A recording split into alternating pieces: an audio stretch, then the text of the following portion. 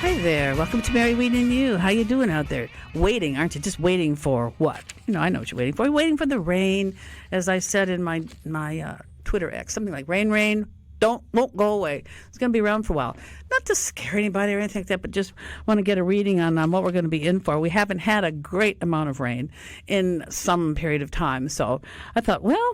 and there are a lot of things to tell you about, by the way, comings and goings and who's going to prison and stuff like that, and the Jackson election and the state fair and the best king cake in the world. I'll tell you all about that. But I want to talk about rain with the hydrologist from the National Weather Service by the name of Latrice Maxey, and just get a reading on what we can expect over these next few days about our rivers and the reservoir. And maybe you don't know this, but the reservoir is a dammed up portion of the Pearl River, and the Pearl River starts north of here at a place called Nanawaya. I don't know what county that's in. I want to say Leak, but I'm not sure. But anyway, so we've got on the phone Latrice Maxey, and we talk about all that rain. Latrice, welcome to Mary, Wieden, and You. How you doing this morning? Are you waiting? Yes, thank you. Just watching the radar, right? I have seen some ugly-looking radars out there, I'll tell you what, But in as much as the weather people locally are getting a little concerned about this stuff, I thought, well, it behooves us to talk about it, just to be so that we can be on the alert. That's my whole thing is information, to be on the alert. When is the rain going to start, and how much can we expect for the first bunch of it? And then we've got the second bunch of it that happens, I think, over the weekend. So you are on stage and ready to roll. So when do we start up the first batch of rain? So actually, it's been raining probably since sometime yesterday, but it was a little bit north and west of us. So the metro area didn't really see much. But some of those areas, got anywhere from a quarter to a half an inch of rain yesterday, and then today we're looking for additional rain to continue to remain over those areas, kind of north and west of us. So if you could imagine maybe a line that stretches from like Monroe, Louisiana, upwards towards like Yazoo City and out to maybe West Point or something like that. Mm-hmm. Those areas are already receiving rain. Like I mentioned, they had like a quarter to maybe 3/4 of an inch yesterday. And then those areas will continue to get rain today as the storm system kind of moves through, and then it'll spread, kind of a little bit more south and east. So we're looking for parts of the metro area to be included in the rain that we get today. Maybe the far southeast might not be much, maybe some light rain, but even in this area, we're looking for potentially, somewhere around maybe 1 to 2 inches of rain in this first round, and then an additional, an inch or, maybe 2 inches in the second round that we're expecting to get on Wednesday. And so kind of areas generally along the northwest of the Trace will see some pretty good rainfall amounts. But like I said, that kind of imaginary line from Road to out to West Point area at this point are expected to see the largest amount of rain. And there may be some isolated amounts in those areas around 4 inches or 5 inches, Ooh. 4 to 5 inches by the time the rain moves out on Thursday. Wow, that's a lot of rain. 1 to 2 inches doesn't seem like much, but then you're talking more. But even 1 to 2 inches does a lot to the Pearl, for instance, right? And I don't even know where the Pearl stands right now. Probably not too high, right? I don't know what it is, but a couple inches will make a difference, especially when it comes zooming on down through the reservoir. And then if you add a whole bunch more rain, golly, what should we watch for? What can we see? Like we can see, because so many of us go past the river in one form or another, whether you're in Jackson, mostly in Jackson, but, on our roads and freeways and stuff, we will notice a lot of rain, won't we? Backwater, especially from maybe like I-20. If you go down I-55 and toward I-20, you might see this vast amount of water, would you say? Maybe by the time it's all over with?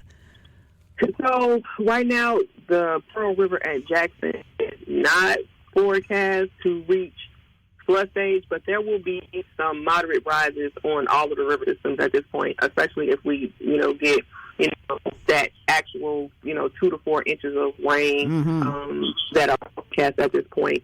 The Pearl River at Philadelphia, which is in the upper end of the of the Pearl is expected to go to minor flood stage at this point.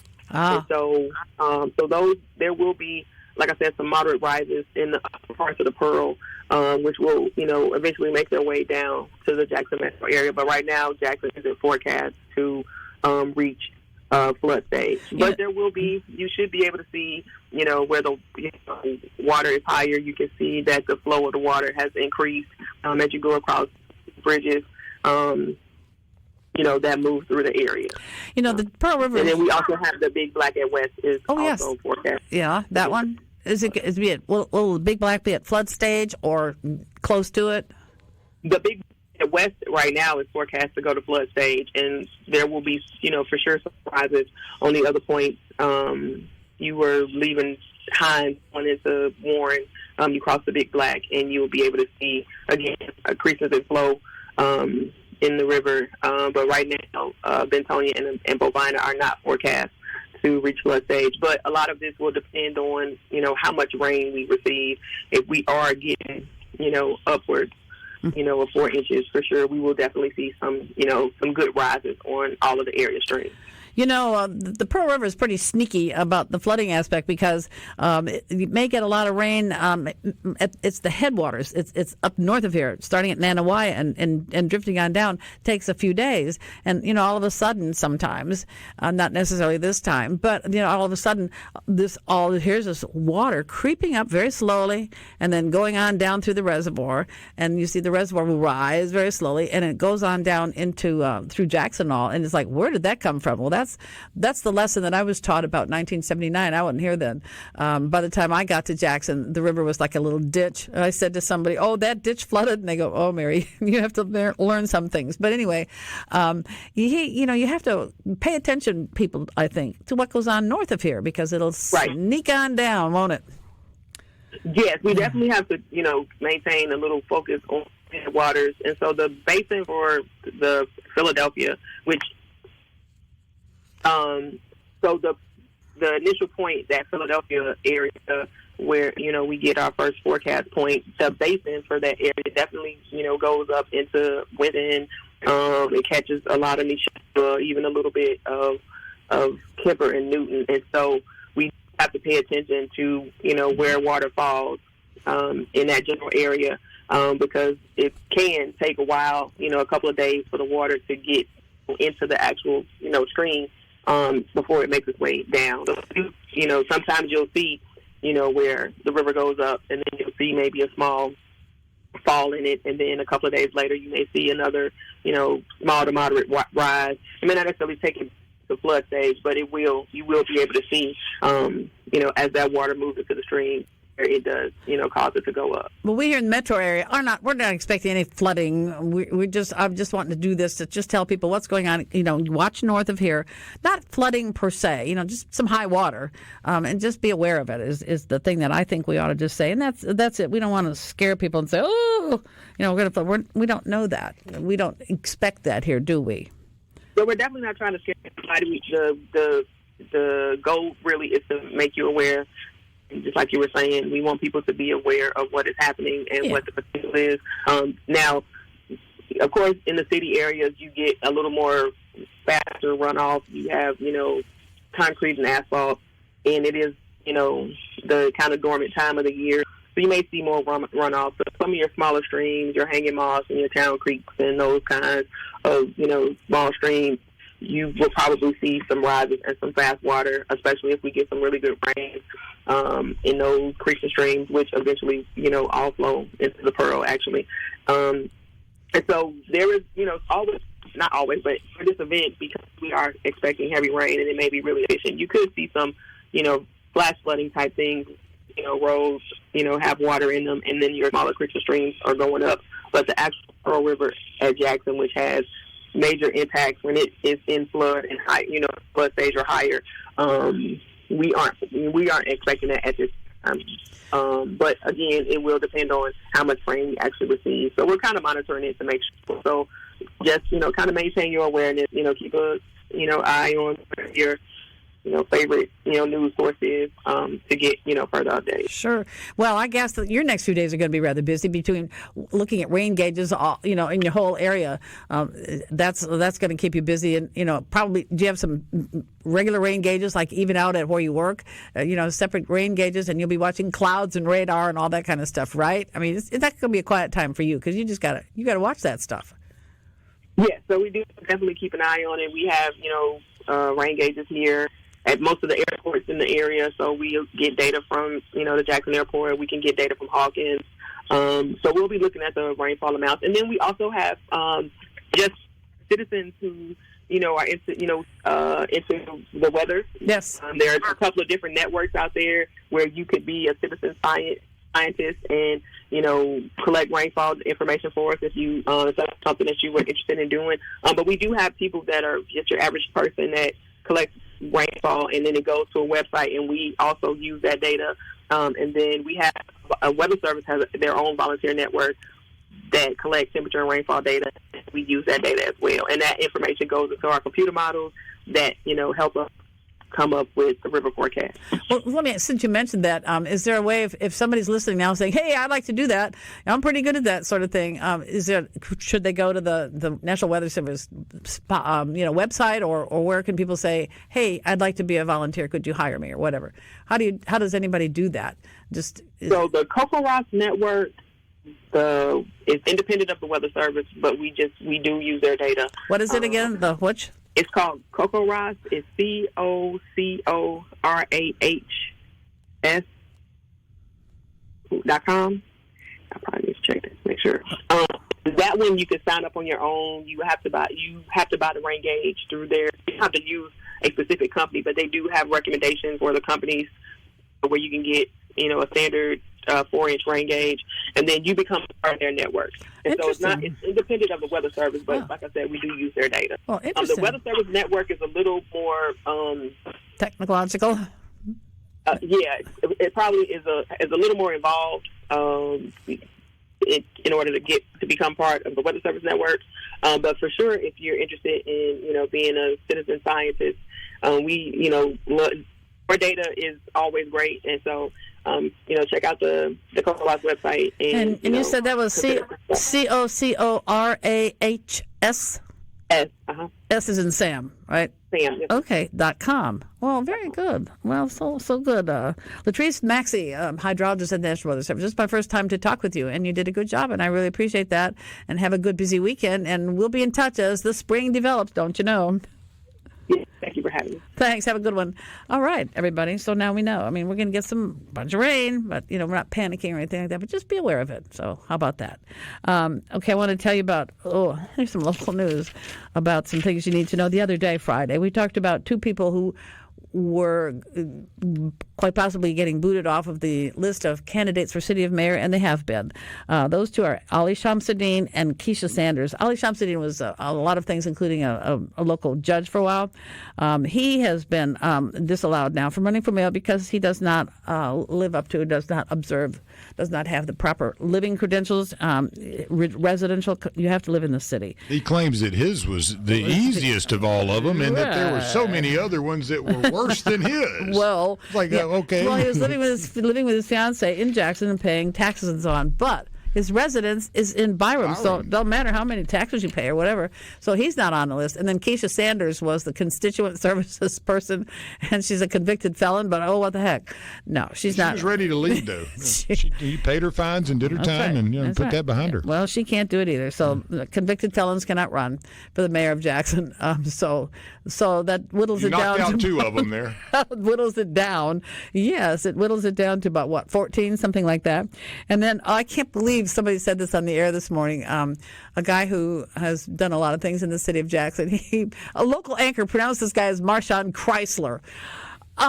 This was on TV. I was like, ew.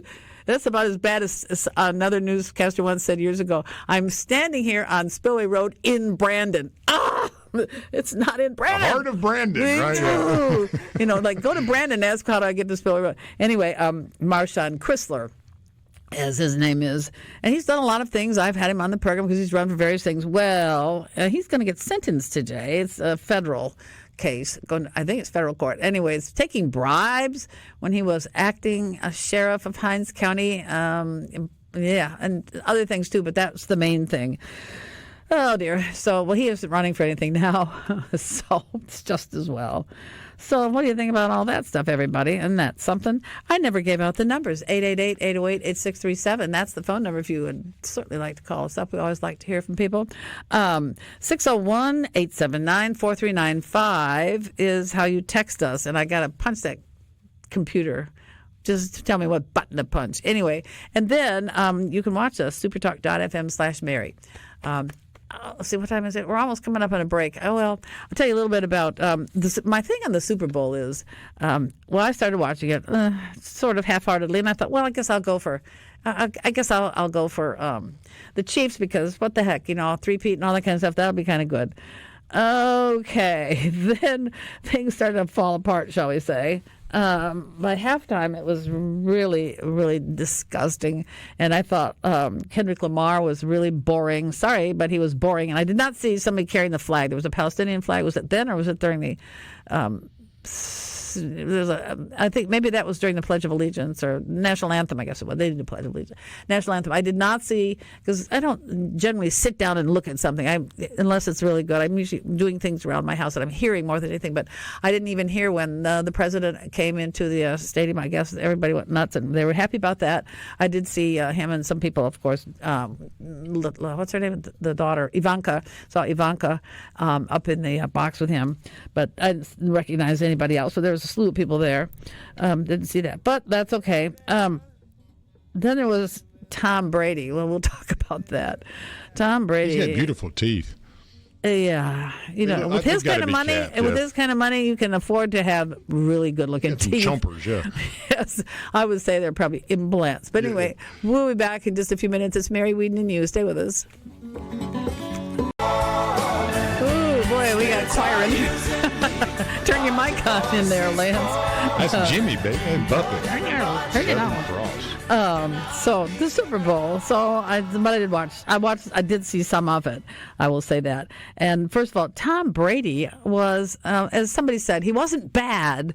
This was a review I read somewhere, but he wasn't very good. He sounded like somebody maybe who was doing an audition who thought maybe he could have a chance being an announcer. He was a little tenuous, and I was very disappointed. I haven't been a great fan of his on the games he's called. His knowledge base is very good. His delivery, he needs to work on a bit. Yes. He's not very enjoyable and engaging. No, he's very... it's almost like he was standing in the pocket throwing balls. Like he's oblivious a bit to what's around him, and it's not engaging to me a bit with him like a professional broadcaster that's done that. But I think he could get better. He could. It's just he's going to have to work on the delivery a little bit. It's like, it's like this and it's like that, and and then he smiles, and those teeth about blind you. You're like, hold on, what's going on there? With all his money, he should have the best teeth in the world. Got it, I mean, he's got a 21-year-old's hairline. I mean, that guy. He's really in pretty good shape. Oh, he looks great. And again, I think he could improve a great deal. Yes, he needs to improve it. A guy like Drew Brees, remember, he tried it, and it was just not really for. He was like, I don't want to do this. I like playing. I would find it very difficult, as I've done color and talked about baseball an awful lot in sports. I find that harder to me than dealing with politics. Really? Because it's something that you had a childhood passion all the way through, and I can only imagine what playing pro football for 20 years, making that kind of living, and then turning around and trying to talk about it as much. It would be so very difficult because of everything is your mindset. Yeah, your mind works in a different way. Exactly. You're seeing it I think that can be lost a bit on the average fan that doesn't really care as much about certain things like the technical stuff. They're in there for the entertainment value, but he can get in the weeds a little bit. But I find that he's very informative. It's just a lot of words. He needs a consultant. Yeah, there's a lot of words in there. There are a lot of consultants, different organizations that can help people, whether they're at the local level or the national level. He needs that. He needs some personality. You're right. If you're needing any help with that locally, if you're doing podcasts or whatever, call Mary. She's an expert. She can help you with your. I would love to be. I would love to be a consultant. Yeah, you know, be I great. would absolutely love being a consultant because it's the basic thing is relax yourself when you're on the air. You don't have to be real stiff like this on the air. You know, even though you're doing a news anchor, you don't have to be stiff and all that kind of stuff. You don't have to be I'm the lady next door. You don't have to be that casual either. But there's someplace in between, and where you put your inflection and all this kind of stuff. I'll tell you, there was a woman who was, I can't remember her name now. She just left. I'm really not doing so well on names lately, I think, because I went nuts last year when I got sick. But anyway, a blonde-headed woman who was she was on WLBT for a while, and she did weather. She had long blonde hair. And there's a woman on Channel 12 looks just like her. I asked somebody if they were sisters. They're not. But the one on WLBT, she's gone now. She moved away someplace. But she's a meteorologist, and she did weather. And she'd be like, real kind of tenuous about things. When she'd be alone, we might have this, we might have that. And then one time, I just about died for her because she was on with two guys, Dave Roberts and this guy who went up to Memphis. Who I used to really like. Anyway, and so it was the three of them, and the two guys, they say, well, so-and-so, whatever her name was, what do you think about that? Well, I don't really have the radar pulled up. It's like that, oh my God. Just dive for them. Well, so I didn't watch them for a while, or she wasn't on, or whatever. But then I know it was after I was sick and came back, got back to the world, and all of a sudden she got personality, and she got really good, very confident delivery, very assured, self-assured, and everything. And I thought either somebody got to her, or like by way of a consultant, or she just got to herself. She just had the aha moment and woke up and realized I got to get rid of Ms. Dull and get Ms. Lively here over here. But anyway, I'd love to do that. It'd be fun because I've been worked with by consultants. Yeah, that was something when I first got into the world of high finance. The company I started with was very good at the training side, invested a lot of time and effort, and they didn't want to let you loose with a high net worth individual that you know what you were doing. And so we trained really hard. And one of the things that we did was they would video. Our project leaders and managers would video you, and basically you would go through how you would visit with a customer and how that would come across. And everybody was terrible.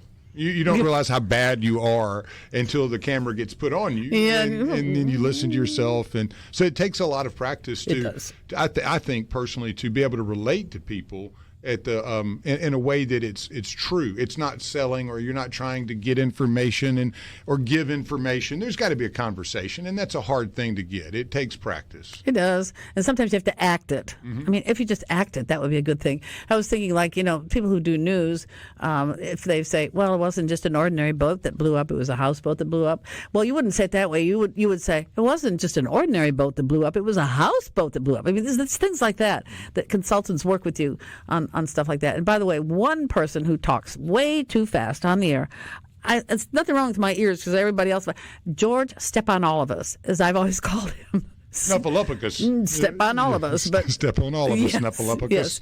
But, he'll get to talking and he slurs people's names and people's words. I'm like, what? It's not me. It's him. But anyway, I want to get back to this thing that I observed on the Super Bowl.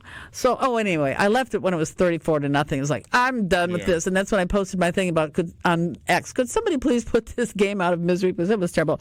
But okay, Jalen Hurts. Mm-hmm. Jalen, fabulous guy, right? He's really good. And nice-looking guy. I saw him sitting on the sidelines, and I remember that name because he played for Alabama. He did. And I remember, but anyway, nice-looking guy. But when he gets his helmet on and he starts calling numbers, who does he look alike? It's almost kind of freaky. It's a music guy. He looks like a musician. I don't have a clue. A musician who happens to be in prison. Okay. It was astounding. I thought I was looking at R. Kelly. Oh, R. Kelly, okay. He looked like R. Kelly. Oh. And I heard yesterday, I was talking to somebody about that, and they said, I've heard all kinds of people say that same thing, that he looked like R. Kelly. But when he's just sitting around without himself, it was very weird. I don't know, it was just a weird thing that went through my head. But he's a guy that was always, nobody ever gave him a lot of credit for the amount of ability that he possesses. Jalen? Yeah, they always were real big on him in college and in high school about his running ability and that. But watching the kid when he was a freshman take over the Alabama Crimson and White game, and I guess it was the spring, you knew that guy was going to be special, and it took him a little while to get the passing down a little bit. But in the pro game, pretty well. Oh man, he's just been something else. And that team, I mean, they've got great talent on the team around him too. So everybody says they came to play, but the Chiefs did not. Well, the Chiefs didn't come to play. Like something awful happened with them. Well, that defense that the Eagles brought was extremely motivated. Well, they were upfield in the backfield from the get-go. It doesn't help when you sit there and watch on TV when Mahomes, he gets back there, he throws the ball smack into the arms of an Eagle. Like, what? That was the DeJean kid, the rookie Cooper DeJean, number 33, that had the touchdown that really on the interception that spread the game out a bit. That kid is a phenom. I mean, really excellent football player, and showed out in the Super Bowl as a rookie. Very rarely do you have a guy that has that kind of performance and changes the game and is a rookie. And he made a huge piece of to that game was it really turned on a dime there at that interception he took back. And he was lightning, too. I mean, he looked like lightning running down the field. They were like, what is this guy doing? He's just running off from everybody. Well, I mean, I left it, and then when I came back, I thought, I guess I better check and see, and it was over with. So I thought, well, time to check the score. Oh, well, at least they did something. It wasn't a total embarrassment. But Richard Schwartz, after the commercial of Richard Schwartz, I dozed off for the third quarter, so I didn't really miss a lie. I told Richard I had to stay. My eyes were getting heavy. The game was boring. Yes. And I was going through those commercials one after another, and then my eyes got heavy, and then I heard Richard's voice. And opened my eyes. It's a Schwartz commercial. So I had to replay it a few times. But after that, I just kind of tuned out a bit because it wasn't a great game. No, in halftime it was a game. That was. I wasn't a big fan of the halftime, not because of anything other. It wasn't very entertaining. No, was it? Sad to say, but I guess he's a great talent, and I know who he is. He's supposed to be. He's a great rapper. I just don't know if that would have been the song. His place. He's got some other songs that I think would have been much more well received as far as performance art. In other words, there was a lot more that could have been going on, as we've seen, as Michael Jackson in '93 set the stage for the current era. It's a lot about the performance and the surrounding too. It's the music's part of it, but they're lip syncing almost everything. I don't care what anybody says. I know it. It's a show. It's a show. Yeah. So I'd rather watch somebody animated like Snoop. He's animated, that's for sure. Been hilarious. Oh yeah, he was all over the Olympics. I don't know if you ever noticed that. Yeah, they brought him in as a consultant. Yeah, and he was everywhere. He was just everywhere, and I thought he was really great. And I'm like, well, that's really cool for you that he did that. But that was the game. It was over with. But anyhow, so now I want to talk about going down to Super Bowl. I did that. Okay, going down to the Dixie National. Went down Saturday. I was my primary. I want to hear all about this. Well, this was Mistletoe Marketplace for cowboys and cowgirls and their kids. I mean, I went to the marketplace is what I wanted to see because I want to look at saddles. I'm looking for a gated saddle, right? A gated horse saddle, and for my future plan to when Mr. Trump makes me some damn money so I can afford to get one, a horse that would be. So anyway, but they didn't have any gated saddles, and so I was asking the people. I said, well, what do you understand about gated horses? And they said, well, people either use English saddles, and I have one, but there's no horn or anything on. I want to get one where I can sit back and relax and, I'll rest my hand. But anyway, or they use regular Western saddles, and that's what they pretty much use on mules. I said, oh, well, okay.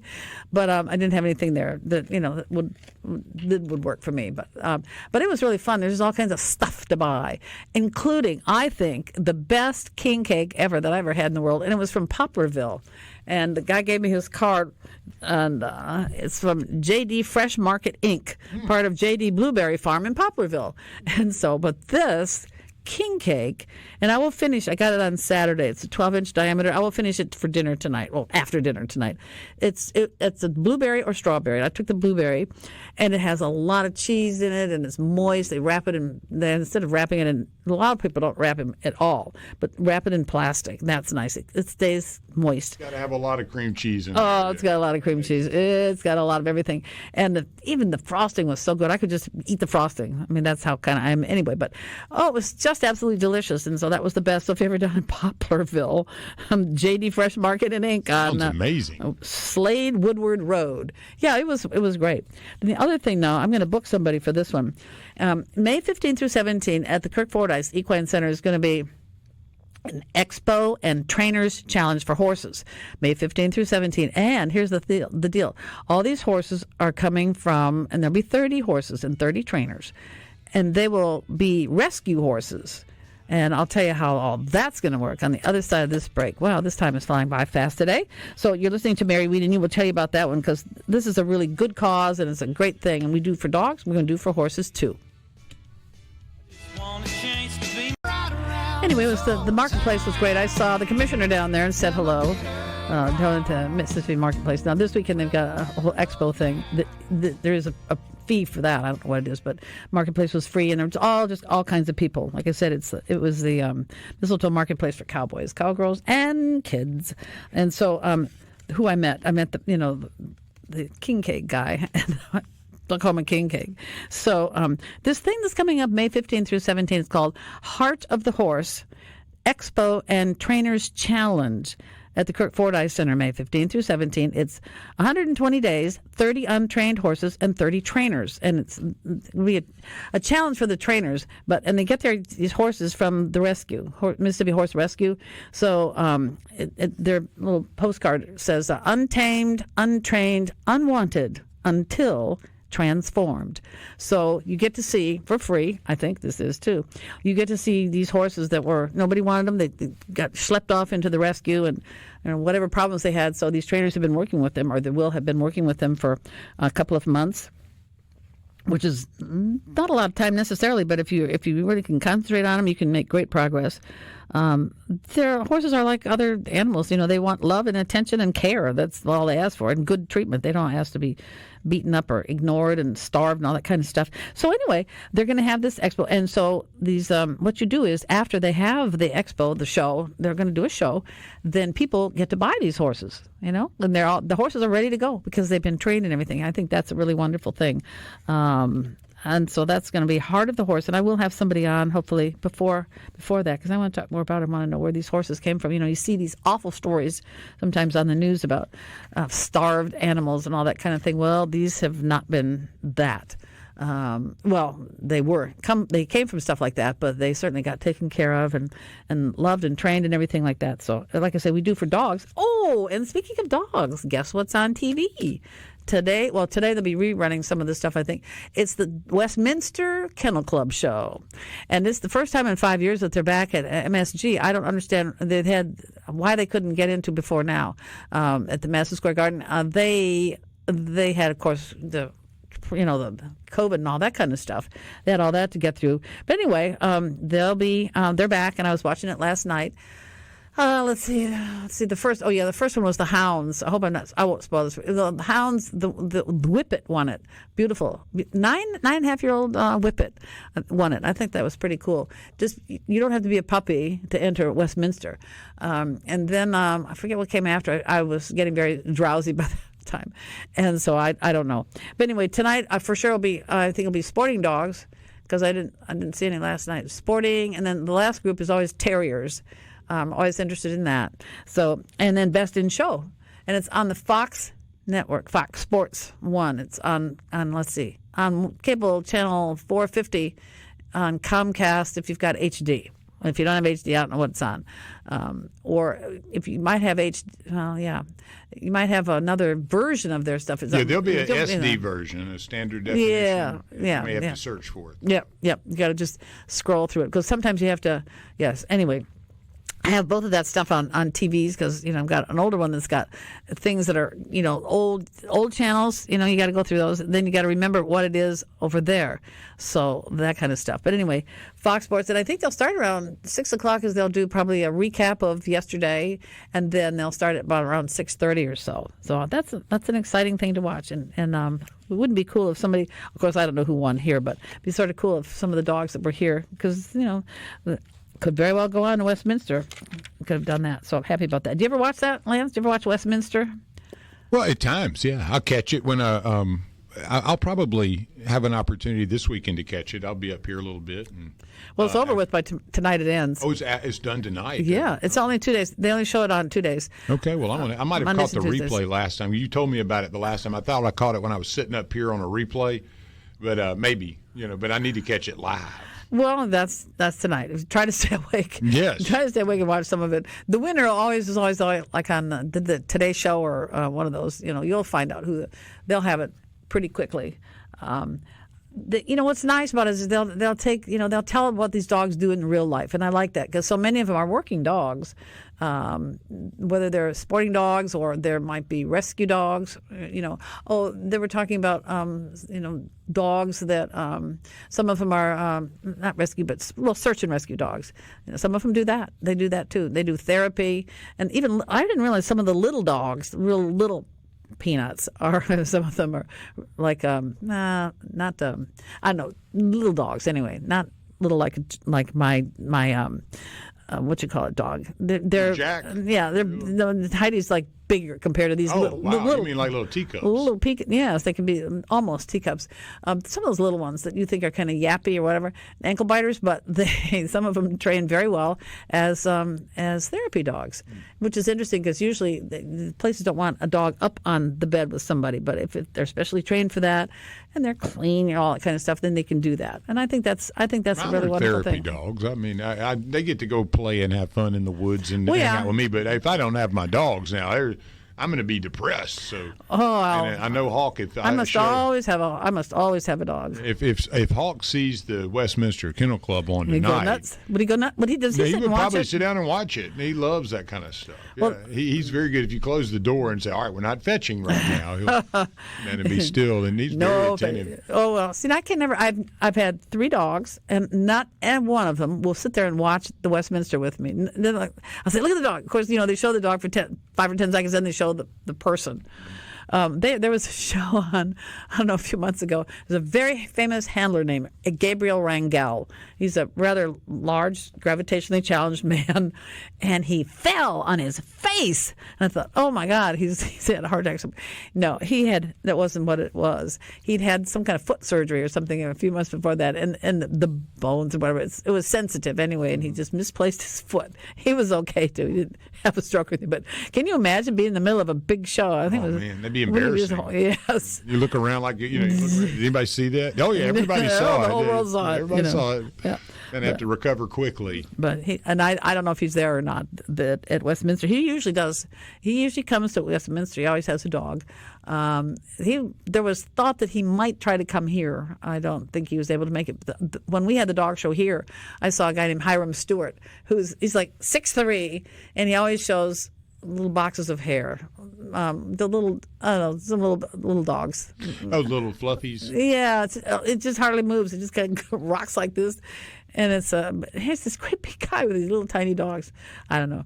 That's not being nice, is it? Because I know that a lot of people love those dogs. My friend of mine has an amazing dog. It's from the Dachshund family, but it's called a Kennel, and it is a beautiful, beautiful dog.